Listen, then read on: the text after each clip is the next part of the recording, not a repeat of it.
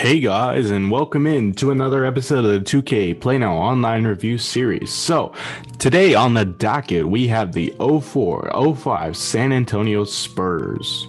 So before we get into today's video, let me give you guys, a quick recap of what's going to happen today. So we're going to give you a quick backstory of the team, so the backstory of the Spurs, the actual personnel, how to use them, etc., and then plays or anything else of note that I use. So with the 04-05 Spurs, this is the team that I think 2 years after they won the last title with David Robinson, they beat the defending champion Pistons. I think that this is probably the first year that we really saw the establishment of Tony Parker, Tim Duncan, Manu Ginobili, and this is probably Tim Duncan at his absolute best, hence why they chose this team over the 07 Spurs. This is probably also whenever the rest of the cast was also at their best. So first and foremost with this team, you got to talk about Tim Duncan. So Tim Duncan is probably one of the most skilled big men in the game. So what I mean by that is he is a baller. So offensively and defensively. So let's get into the defense first, because I think if I talk too much about his offense, this video is going to be like 20 minutes long, or this segment's going to be like 20 minutes long, because the video is going to be definitely 20. But Tim Duncan on defense is an absolute god. He can lock up every post move in the game. He can cause so many misses. And what you're going to see in the footage, most of all, is he blocks everything under the sun. So the reason he's able to do this is because he has rim protector on Hall of Fame, and he also has post lockdown on Hall of Fame, and he also has defensive leader on Hall of Fame. So what that means, those three individually mean, is that he's going to have the highest amount of blocks. He's going to be able to lock up every move, so basically every move is null and void against him. He's also going to increase everyone else's attributes to the like I think by +4. So Tim Duncan is an absolute god on defense, because not only can he, is he quick enough to switch on to basically everyone. Now, obviously, there are like doomsday matchups. You don't want him matched up against like a Curry or something like that, or an Iverson or something like that. But he could switch on to most guards, and he's strong enough to bang down low with the bigs. So, I remember I do put him on Shaq every now and then. If I come up against a Shaq or Joel Embiid especially, I put him on Joel Embiid, and he'll hold his own. Despite, his lanky frame, he will easily hold his own. But yeah, Tim, and he's also tall enough to get to everything. His wingspan is insane. He blocks everything. He's a god tier help defender. He's quick enough in a fast break that not many bigs are, faster than him. So Tim Duncan on defense is an absolute god. He gets a ton of rebounds. You're going to see that in the footage. He just gets rebound after rebound after rebound, and it looks insane to watch, because it's like a claw going up to get it and just yanking it down. It's like one of those toy claws. It's insane. It's like a robot arm or something like that. It's like, you can't really put it into words unless you actually play with him on defense and his rebounding, and you just see it in effect and how much he really changes the game for you. Because like you'll notice when he sits how bad the defense can get. Now, that's not to say there aren't players that come in and do their job, and I'll get to those ones in a second. But Tim Duncan as a big man is insane. And then when we get to the offensive section, I'm gonna start off with the small bit, which is his playmaking. His playmaking is actually all right. It does lead to a lot of open shots because of his presence. As we talked about with players like LeBron or Chris Webber. Once you start to dominate with them on the offensive end, it really opens up the ability to get your teammates involved and run plays and sets for them. So you'll see it, like he'll get a dish to the power forward like Glenn Robinson or Robert Horry, and they'll get the open look or something like that. But then we get into what he can actually do on offense. So first and foremost, his post spin technician is on Hall of Fame. He's an insane, player to finish right under the rim, because he has grace under pressure on the Hall of Fame. And then also he has drop steppers. So like he basically does whatever the hell he wants in the game. Like you can't one-on-one defend him, because then what also helps is a mid-range shot, because he has a mid-range of 8, like a 97 or something like that. So what this ends up meaning is he gets every post move that he wants under the sun. He can spread the floor. He does actually hit a couple of threes in this game footage. He can spread the floor. He can work down low, work it post fades in the mid range. I don't think I hit any, but if I do, then it'll be up. But yeah, he can definitely, you know, do whatever he wants. It is, I can't put into words how dominant he can get. Like, you can easily get 24 points with him. And as a big man, that is insanely impressive. It's very rare that you get 20 plus points with a big man in 2K. Unless they're like a Giannis type or an Embiid type, which he is. I mean, you don't really get it happen too often. I mean, I can think of games off the top of my head where he'll just take over. So like there's a game against the Raptors where he had basically the perfect game. He took 2 3-pointer attempts and he missed them, but he hit every other shot. He was blocking everything up with the sun. He was spreading the floor. There was a game against the Lakers. There was a guy I was playing that only used Anthony Davis in the center, and so all they ended up doing was running pick and fades with Tim Duncan, and just cooked him. I'm trying to think of other examples off the top of my head. Like there's a game against the Celtics where he, you know, had whatever he wanted. But there's just games against the Nuggets. He's, you know, the X factor difference. You know, he's the reason why you're able to win the game. It's really insane, you know, to use Tim Duncan in this game. There are games where, you know, he'll be, you know, lackluster, but for the most part, he does, you know, live up to what you want. I mean, he can go toe-to-toe with Joel Embiid in the game, so, I mean, that tells you all you need to know. And then whenever you do match up with, like, the Warriors a couple times, he just bullies them out of existence because Draymond's too small to guard him and not skilled enough to guard him now. So, this Tim Duncan is, you know, I would say, outside of Akeem, he's probably the best post player I have used. I have not used the Bucks Kareem. I have not used I have used the Lakers Kareem. I have used Joel Embiid before. But the Tim Duncan is definitely better than all of them. He's just so skilled top to bottom. Like, the fact that he does hit threes really means you can stretch the floor as well. And the fact that you know he has post spin technician on the Hall of Fame and grace under pressure really helps him as well. It's just, he's so fun to use in this game for me. Like, you can easily get a double double. Like, the meme with Tim Duncan is you get 20 and 10 and you don't hear a word from him. That is literally this game. Like, if Kobe Bryant is the Black Mamba, Tim Duncan is the Anaconda, because he's so steadily and slowly applying pressure to the opponents. And it's like, until eventually it'll just crush the opponent completely. Like, Tim Duncan is the Anaconda, 100%. The big fundamental is the Anaconda in this game. Now, his sidekick, Tony Parker, is no slouch either. Now, Tony Parker, let me get this out of the way. Tony Parker is 9 times out of 10 going to be your offensive weapon next to Tim Duncan. So, what that means is use Tony Parker solely for the offense. Now, you can get a steal or two occasionally, but Tony Parker offensively is one of my favorite point guards to use in the game. And I think I haven't used Curry. I'll put this out there right now. I haven't used Curry. I know Curry is better than him offensively. I also know Magic's better than him offensively, but Tony Parker is right underneath there. You know, like, he's in that category. He should be considered in that category. He's so skilled in this game. And I think the reason why is because he has Teardropper on Hall of Fame. Now, I don't know about you, outside of Intimidator on Hall of Fame, I think Teardropper on Hall of Fame is probably the most useful badge in the game. So I remember off the top of my head, there was a game against the Lakers. I was down like 16 points, 14 points, 16 points, like over and over and over again in the first half. And Tim Duncan was playing like garbage. He was missing shots and all that stuff. You know who stepped up? Tony Parker. I had like 26 points at half. I was down by 8. He accounted for 23 of them. He scored like 18 of them, and he accounted for the other 5 with assists. So that just tells you how broken that Teardropper is. Like, he was the reason I was in that game, and I ended up coming back and winning thanks to him, you know. And it's like, he's so freaking quick that he could just blow by you, and then because he has that Teardropper, he can just get that shot off. And then what it adds to it as well is he also has fast twitch, which boosts the standing layups, shots around the rim. It basically means everything gets sped up. And so when you combine Hall of Fame fast twitch with Hall of Fame Teardropper, Hall of Fame downhill, you essentially get one of the quickest point guards in the game. Now, do I think he's the quickest point guard in the game? No, that's Derrick Rose by far and away. Derrick Rose is the quickest point guard in the game. But Derrick Rose has no team around him, so I have not gotten around to using him that much outside of the all-time Bulls. But yeah, so I would say that Tony Parker, out of the ones I've used, of the normal classic teams, he is easily the best, scoring one.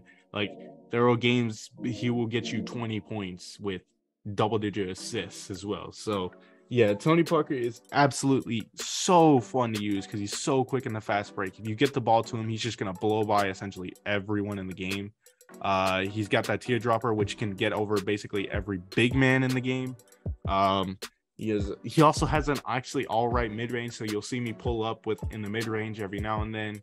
You'll see me knock down a mid-range shot or two. So that footage will put you hanging right now. But yeah, so he's an inside the arc scorer. He does hit a couple of threes in the gameplay. That's not his specialty. He's like a Dwayne Wade type of guy where he's, inside the arc, you're going to do your work in the paint, approaching the paint, in the mid-range, all that stuff, but like the teardropper on the Hall of Fame, I cannot speak to you enough about how important that is for him. And then what adds to him as well is his playmaking as well. So since he's so quick, he's like the first one out in the perimeter. And since he has like acrobat and bailout and all this stuff, he can finish however he wants, So you'll see him once he gets the layups animation started, it's basically game over. And even if he does get the layup animation started, because of how quick he is, he can just pass it over to an open shooter. So you'll see the offense essentially runs through him. There's like a play called like quick 15 pitch where it's like Tim Duncan or like whatever the center is off to the side and they do a handoff. There's like give 15 pitch or something like that where it's like, or horns 15 give or something like that where it'll pop up and it'll be like the big man handed to Tony Parker. Use those two plays that you'll see in the screen. Use those two plays to get him hot. And once you get him hot, he'll basically finish everything. Like I said, once his animation layup gets started, it's probably the best acrobat layup in the game outside of maybe like a Derrick Rose or a Walt Frazier, who will be a video for another time. But yeah, so Tony Parker, I would say he's probably my favorite point guard to use in the game. I love Tony Parker in this game because, again, I can't say this enough. He's so quick, so agile. His finishing is top notch in this game. He has all the badges you need. He has the very specific animations that are unique to him, so he'll finish over everyone. So then you get to the third part of the big three. So the third part of the big three is Manu Ginobili. Now, I'm going to say this. Manu Ginobili is a heat check play. So what that means, for me at least, is he is either really freaking good or really freaking garbage. So with Manu Ginobili, I remember there was a game, I think it was against the Nuggets or something like that, where he caught fire. He scored like 12 points in the quarter. He was getting ridiculous layup after ridiculous layup, off balance threes, hitting some free throws. Like, Manu Ginobili can get hot and give you like 12 points, 13 points in a quarter, which, if you guys aren't familiar with 2K, that's a pretty, decent amount for a quarter, one singular quarter, because that'll give you, 52 or something like that. 36, 39, 52 points per game. And then if you scale that for, just a quarter. So I use him as a sixth man. I don't personally start him because I like to put him at either a shooting guard or a point guard off of the bench. So with Manu Ginobili, his layups are almost as broken as Tony Parker's. His fakes are probably, I would say, haphazardly say, are the best in the game. As from the shooting guard slot, because it's like you'll see he'll stop and he'll reverse and he'll get like a hook layup and it'll just go in. It's like, it's insane to have him. And it's like the Euro step with him is one of the best things to do in the game. And it's like what adds to it as well is he can also finish because he has fearless finish on silver. So that means he draws a lot more contact. And since he's a good free throw shooter, you can do whatever you want with him. So I would say he's one of the best, heat check players in the game. If you're getting hot with him, just give him the ball and just, double tap square and you'll get whatever layup you so want to go in. Like, I remember there's the one in the Nuggets game, there was one that was just ridiculous.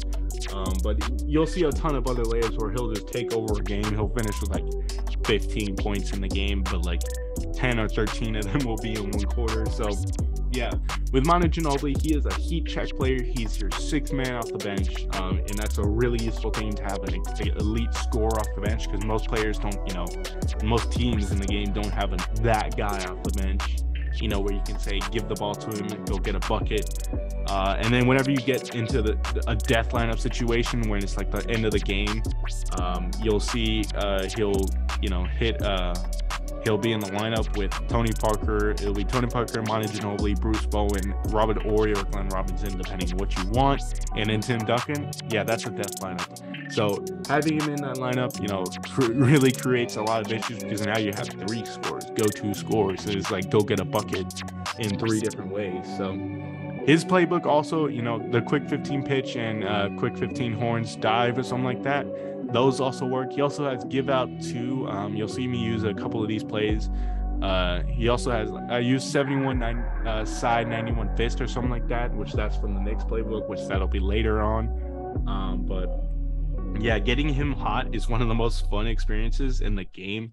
I would say he's probably the best heat check player I've ever used in the game. So so that's Manu Ginobili. And then when you get to someone like Robert Horry, who's like a role player, so I'm not going to get to the other, role player. There's one more role player I want to get to, but Robert Horry is a role player.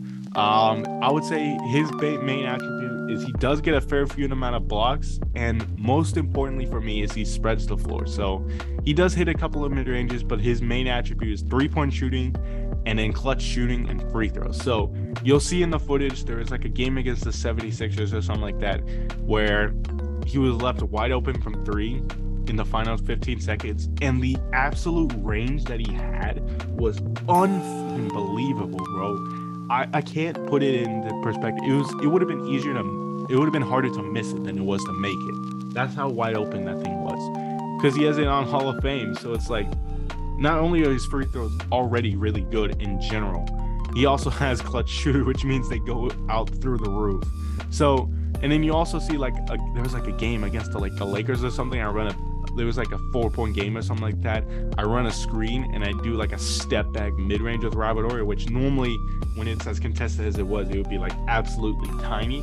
Nah, man, it was decent enough that I could easily green that thing. So yeah, you'll see that in the footage. So when he hit that, I was just like, yeah, this man's like built different. But mostly he's there for free throws, clutch shooting, threes. His offense is super inconsistent, so I will say that. He does miss a ton of shots that, normally he should be hitting if he's wide open on a catch and shoot. But for the most part, Robert Horry, when it comes to crunch time, you got to put him in. He's a solid enough defender that he can do the business. And then he's really good at, hitting these clutch shots. So having him as a clutch shooter and as a go-to option in the clutch is nice. But then we get to Bruce Bowen. Now, Bruce Bowen is 3-and-D all the way. So he has off-ball pest on Hall of Fame, and he has clamps and pick dodger and all these, youthful defensive badges, intimidator, all this stuff. So you can put him on a LeBron James or Kevin Durant. You can put him on essentially every perimeter player that the guy has. So Steph Curry, Klay Thompson, Kevin Durant, LeBron James. I put him on Chris Middleton before, Kawhi Leonard. Like all these elite perimeter players, you can put Bruce Bowen on and you can trust that he will get the job done. Now, does he have a lot of highlights? No, he does get a fair few amount of steals. He does cause, a miss or two every now and then that you're going to see in the footage, but it's mainly something that you can't put into words. How good he is defensively. Like there are some players you can put in, you can visually put into it how good they are defensively, like Tim Duncan with all his blocks and stuff. But with Bruce Bowen, it's a little bit more of the intangible goods. So with Bruce Bowen, that's not the only thing he does. He also is an absolute sniper from 3. So I have a couple actually, that are meant to get him wide open from 3. And so if he's wide open from 3, you are going to see in the footage, it is a knockdown shot. It doesn't matter what time of the game it is, it's going to be knockdown. So there's like a play called Quick 12 Hammer Snap where Tony Parker will see 2 screens on the left side. And then Bruce Bowen will come from the other side. He'll get a screen from one of the bigs, or I think actually from both of the bigs if Tony Parker doesn't drive, and he'll get a wing 3.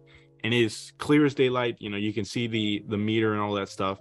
And whenever you get that shot, it is so easy to knock it down. And once he gets going, he gets going. Now, it's a little bit harder to get him going because, you're not really running plays for him all too often unless you need a 3-point bucket.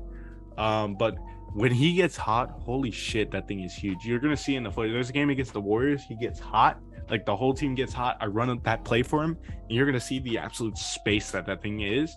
It, like I said, it's the same with Robert Ory. It would have been easier. It would have been harder to miss it than it would have been to make it. So yeah, with Bruce Bowen, keep in mind his 3-point shot is great. He doesn't really knock down any mid-ranges. His free throws are garbage. His inside presence is garbage. So he's really just a 3-and-D sharpshooter. But then you get into Brent Berry, who I put at the 2 position because I think it's better to start him and have Manu Ginobili come off the bench, because Brent Berry is similar in the sense that he's a great 3-point shooter. You can't leave him open. So yeah, I mean, that's basically all Brent Berry does. I mean, I normally hide him on the opponent player's like worst, or the tertiary option. Put Bruce Bowen on the primary ball handler, and I put Tony Parker on the secondary guy, if they're not too big. But then I put Brent Berry on the third guy. So what that ends up doing is it hides him on defense enough since he's, kind of small. But on offense, you can really focus on his 3-point shooting and dominating games with him off the catch and shoot. So you're going to see in the footage, there are games where he'll get like 12 to 15 points just off of shooting alone. So I do run those same plays for him, like the quick 12 hammer snap. You'll see that he gets hot too. When he gets hot, it's the same situation. But yeah, so Brent Berry is also just a 3-pointer type of guy, except he doesn't have as much defense. Glenn Robinson is one of those players that I think is one of the more, hidden gems in the game for, a 76 overall. He's probably one of the better ones. He does get, a block that does end up helping me in the games, but yeah, I remember there was a couple of games where he'll just, be left wide open for the mid-range, and his mid-range is actually pretty good, all things considered. He has difficult shots as well, and he can definitely hit that catch and shoot 3. So that's a good. He's a little bit more of a consistent offensive floor spacer than Robert Ory, but he's a little bit worse defensively. But yeah, so then you have players like Bino Udre and Nazir Muhammad, who are mainly just there for roles. So Nazir Muhammad is a glass cleaning lockdown. So what's going to end up happening is he's going to cause a lot of misses. He's going to get a lot of rebounds, maybe a putback or two every now and then. But whenever your opponent's playing normally only just the center, it's going to be kind of tough to score because, he can't shoot.